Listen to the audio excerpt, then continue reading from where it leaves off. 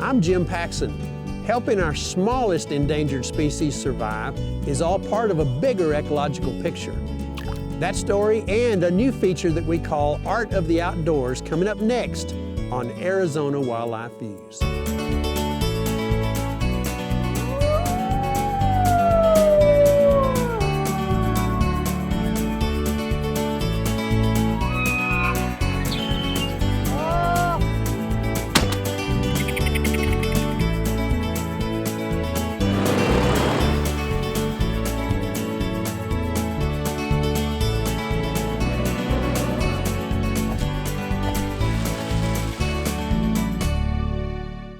Arizona Wildlife Views is brought to you by the sale of hunting and fishing licenses and the Heritage Fund, lottery dollars working for wildlife.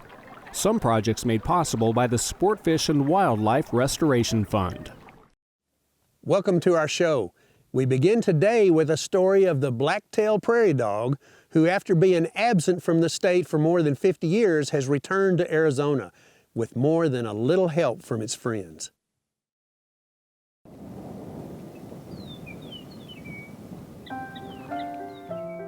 So, would you like to paint or would you like me to paint? Sometimes painting wildlife literally means painting wildlife.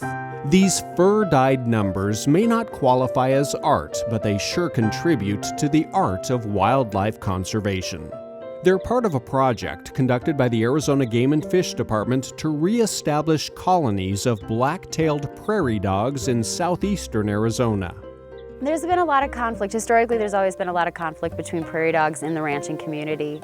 Many ranchers see the prairie dog as a pest that competes with cows for forage, a rodent whose burrows are injury hazards to horses and livestock. In the early 1900s, a government campaign to exterminate these chubby little rodents decimated populations across their range of central North America. Arizona was the only state to completely wipe them out. They were mostly extirpated by the 1920s and 30s, but the last one was seen in 1961 in Arizona. In 2008, Arizona Game and Fish began reestablishing colonies of black-tailed prairie dogs at the Las Ciénegas National Conservation Area southeast of Tucson. On land managed by the BLM, the department built starter burrows and let the prairie dogs expand from there. We did another one in 2009 and a third colony in 2010. As of 2014, there were about 50 black-tailed prairie dogs in each of the colonies. They live in what's called family groups, or what they call a coterie. They are extremely communicative. They call it a bark, which is where they get their prairie dog name from. I think it kind of sounds more like a chirp. And blacktails are also unique because they do what's called a jump yip, where they kind of throw their arms up and they do this whoo! And it's kind of, an indication to everyone throughout the colony, it's okay, it's all clear, you can kind of relax. So let's make that one 22, because that one was 23. Every month, biologists and volunteers check on the colonies. Those numbers they paint on the prairie dogs help them identify them from a distance. But twice a year, they trap the prairie dogs to get a closer look. All right, so we just need to pick everything up and head back down. So the end of this is the perfect size to fit around the edge of the cage. There we go. Now you have a very secure prairie dog. He can't bite you very easily in this contraption, so it's a fantastic thing. They take all sorts of measurements. So first we will take a weight. 0.85. And I need somebody to record some data for me. And then when I do the tail, I go underneath. And then we're going from the very edge of the heel all the way out to that middle digit. And for total length, we're just adding the body length and tail, right? Correct. Okay. With this spring assessment, we're going to be looking at a lot of the breeding factors. We want to see how many females are actually, lactating and showing evidence that they have pups below ground. And we'll be collecting fleas off of them. Because of the plague threat, we have been proactively dusting these colonies with an insecticide each year. And there's been some concern lately whether or not the fleas are building up a resistance to this insecticide.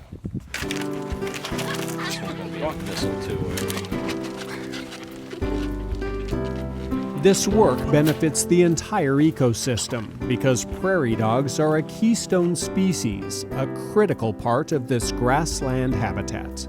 Oh yeah, they play a vital role in the ecosystem. They say that, the keystone role is something where once you take that animal out of the system will change in its absence. One of the big things that ranchers in the South are dealing with is mesquite invasion in a lot of their grasslands. And as I mentioned, prairie dogs love that clear, open surrounding. And all 3 of our colonies, when we cleared all the mesquite out to begin with, and the prairie dogs are keeping that mesquite down. They don't want that in their way. They don't want that blocking their view. The digging and grass clipping they do produces soil rich in nutrients. Their burrows help rainwater soak into underground aquifers. They also make great homes for other wildlife. We have a lot of different reptiles and insects. There's burrowing owls, badgers will live down there. Prairie dogs are also an important prey species for a variety of animals, including the endangered black-footed ferret. So when you take out an animal that does so much, then yeah, you do screw things up. Before these prairie dogs are returned to their burrows, they get a brand new paint job. It may not be museum quality, but it's definitely a masterpiece of wildlife conservation.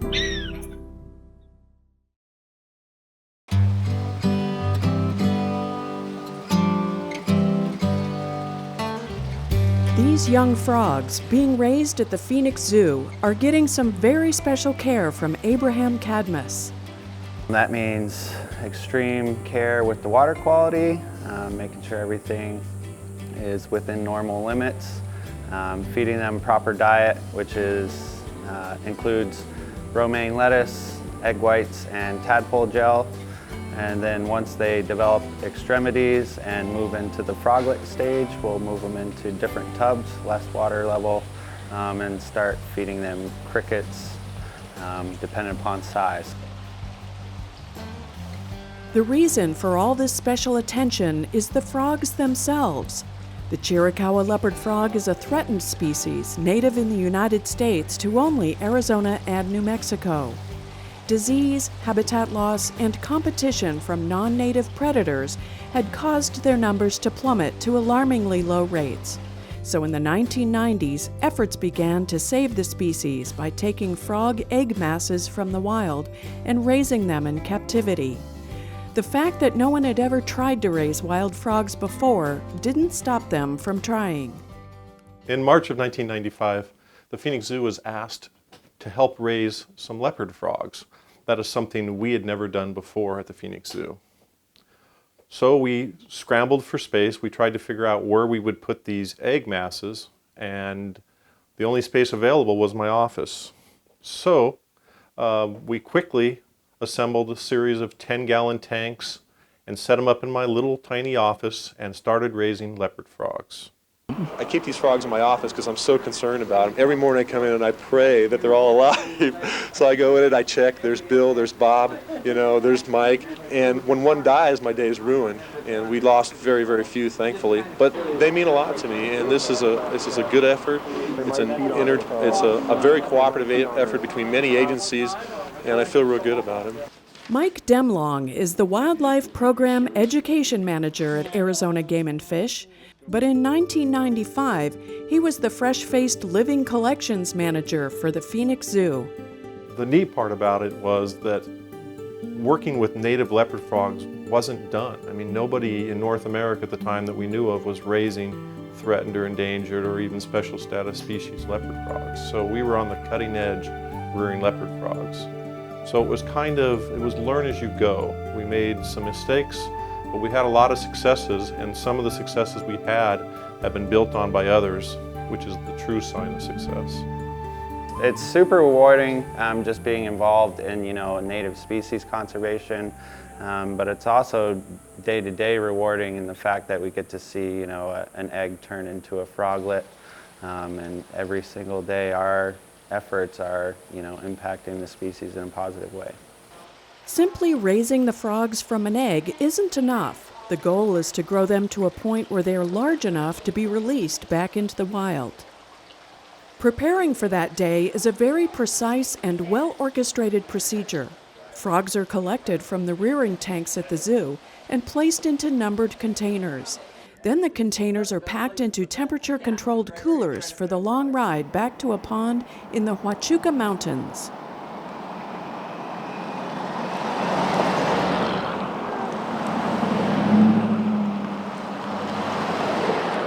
Well, one of the neat things about head-starting Chiricahua leopard frogs is occasionally we get to go out and release them back into the wild. And one of the things we're doing today is releasing frogs back into an area where the original egg mass, near where the original egg mass that we started this whole program with in 1995. This is a similar area where we release frogs that we just head-started this season. And this is actually the 20th year we've been doing this head-starting program. So it's kind of a fun circle of events to come back to this area and release some frogs that we head-started this year. Today they are releasing over 400 frogs, and everyone on the team gets the opportunity to return some of them to the wild. So how cool is that? Awesome. The reason why we do this work with Chiricahua leopard frogs and threatened and endangered species in general is because living in Arizona, we're all stewards of our wildlife, and it's our responsibility to protect and preserve these species. Yeah, the Phoenix Zoo has been working with a lot of local species recovery, such as Mount Grim red squirrels and narrow-headed garter snakes and black-footed ferrets. The Chiricahua leopard frog is one of our longest programs. While this might seem like a lot of effort for the sake of one little species of frog, like everything in nature, there is always a bigger picture to consider. Amphibians are what biologists call indicator species, and that means the presence or the absence of those species can tell us what might be going on with the environment, whether it's positive or negative. And so specifically with frogs, they have permeable skin, and that means that they can breathe oxygen through their skin, and they can also exchange gases or fluid from the environment into their skin and vice versa. And so if we see declines of our amphibian populations or die-offs, that gives us a little story about what's going on with the environment, and that the water quality might not be as good, or there's chemicals in the water or the air pollution. And so they're important indicators to allow us to assess that quality habitat. The techniques for raising wild frogs in captivity have come a long way since 1995, but the dedication of the people and the organizations that take on this work is only growing stronger. Working with this project for the last 7 years, it's been really rewarding to release frogs and augment these sites and then come back and see that they're doing really well. When we were approached to help raise these leopard frogs as a refugium population, as an insurance policy in case this population went extinct in the Huachuca Mountains, we were all in. We just wanted to make a difference in the wildlife conservation in Arizona. We had no idea that it would, 20 years later, that the Phoenix Zoo would be, and the department would be leading partners in the conservation of leopard frogs in Arizona. At the time, we just were doing what was right.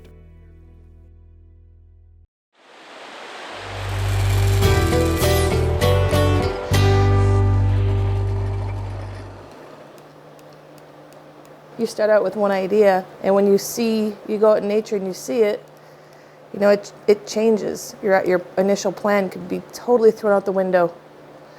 You just start over, and then it's better.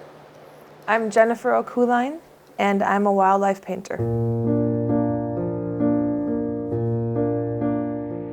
I think the point for me in painting is making a world that is not readily available to be seen. That painting speaks of the abundance in the world. That is a banana yucca, which has sprouted 3 spires as opposed to the usual 1 spike or bolt. And all the birds that would normally feast on this plant, they're all there, present and sharing the plant because it's so abundant they don't really need to fight for it. And then there is a bobcat resting in the foreground, and even though he is surrounded by all of the plants or all of the birds that he would otherwise devour, he's resting because he wants for nothing. I really like, you know, that they can all kind of just coexist in my in my vision, even if they don't at all in nature. Taking the artistic license, that's why it's fun. It's really only possible in art.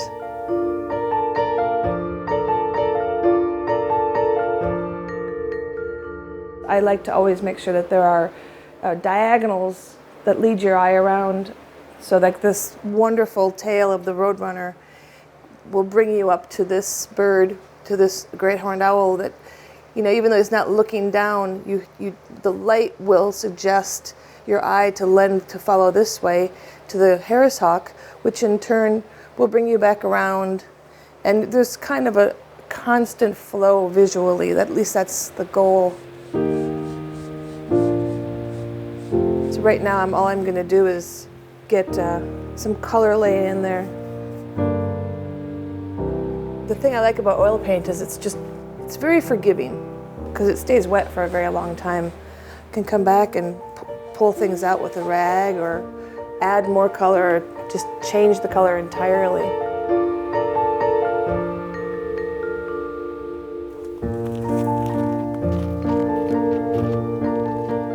It's funny how we sometimes think we know what something looks like, but to actually go out in the desert and walk around and see a plant change during the course of a year, or even watch a saguaro grow over the course of 10 years, you know, these things are something that there's history in each one of them. So it's really important to be around them and to see how the animals and birds, you know, interact with them too.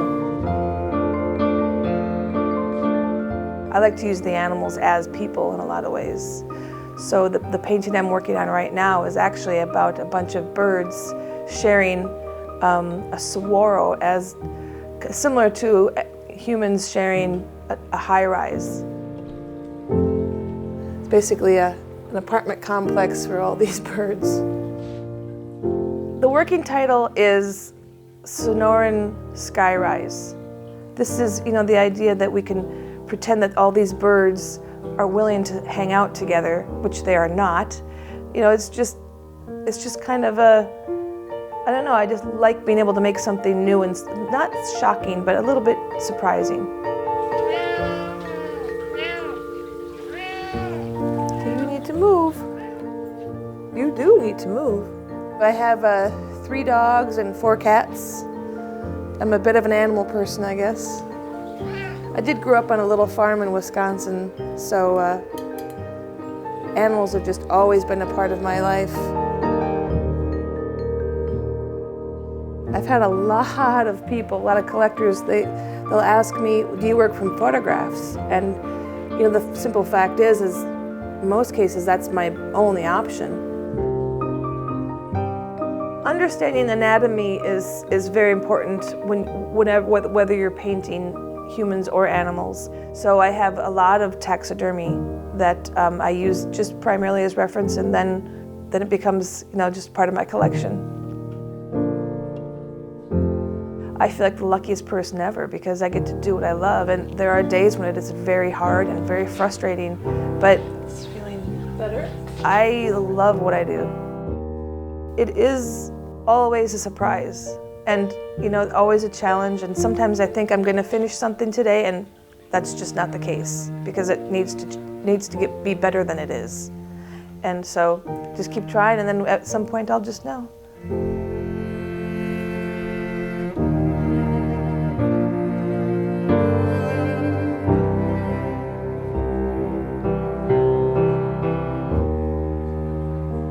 I always love it when people, of course, approach my paintings and smile, but when they start to identify the different species and when they question why they're all together, my goal has been accomplished. They've been engaged, and that's really the primary goal.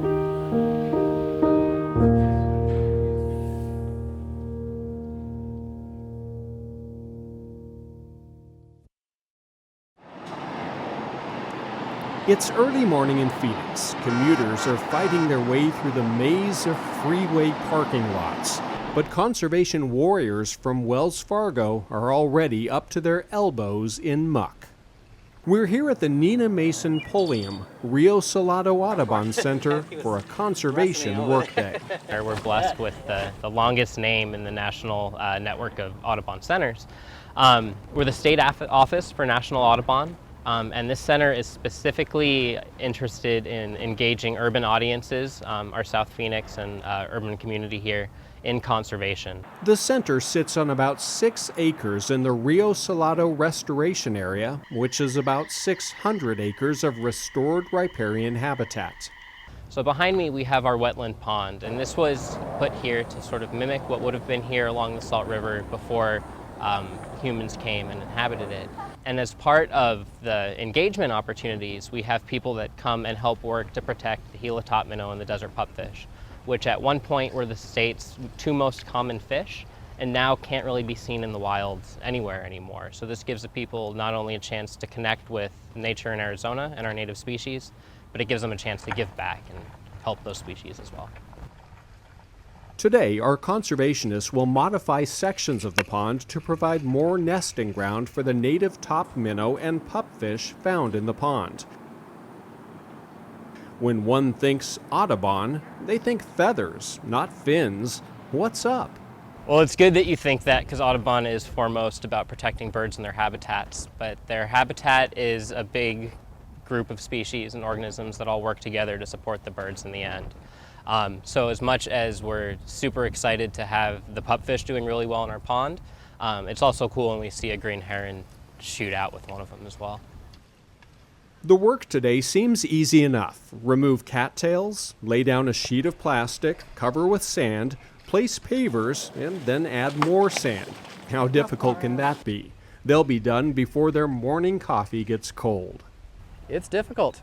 It's a lot of hard work. So fortunately we got a lot of good volunteers here from Wells Fargo, as well as the Audubon Center, and they're putting in a lot of work, but we are hoping that this habitat improvement will have a lasting effect for several years. This is a problem we're having to deal with. Thick root mats. Wells Fargo is really big in the community about us getting involved and helping our communities. We have been volunteering with Audubon for several years now. We've been working on the burrowing owl wildlife habitat, and we've helped out at Wild at Heart, who supplies the owls for the burrowing owl project. And we've been doing this fish habitat, and we worked on the pollinator garden, and we do cleanups, and whatever they need us to do, we come out and do it. Some of the tools that you want to have for this fish habitat improvement: a yard cart for hauling away materials. The wheelbarrows are great for bulk sand and also for moving the square pavers. But for the cattail removal, these little folding hand saws work really well because they're just small enough and they provide just enough dexterity so you can actually get down to the root mat and cut them out of the substrate. You can also use some of the loppers that are available. Get a pair of shovels for moving sand, and as well as a rake for helping to gather up the cattails to haul them away. And make sure you have a good pair of work gloves. Protect your hands at all times. Once the cattails are removed and hauled away, it's time to install the barrier plastic. The 6 mil plastic barrier that we use as a base layer will help us try to maintain an area free of cattail growth. Because if we just put down the sand and the pavers, the cattail root mass that still remains, or the shoots coming out from the nearby habitat, are going to come up and work their way through the pavers. So our hopes are that the 6 mil plastic will actually provide more of a first defense. Oh, yeah. Okay.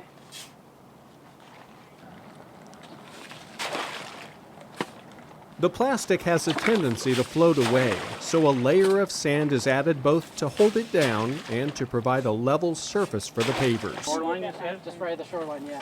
There you go, perfect. To do a habitat work for a 10-foot by 10-foot section is probably about $200 to $300 worth of materials. It literally takes about 900 pounds of sand, 100 of the square pavers, and at least 2 of these shelf brackets, and a lot of labor. Stephanie and Jeff are putting new pavers in, or additional pavers in, to supply habitat for the desert pupfish and Gila top minnow. So they'll have little homes that they can defend and raise their young. When the last paver is in place, it's time for the final step, more sand.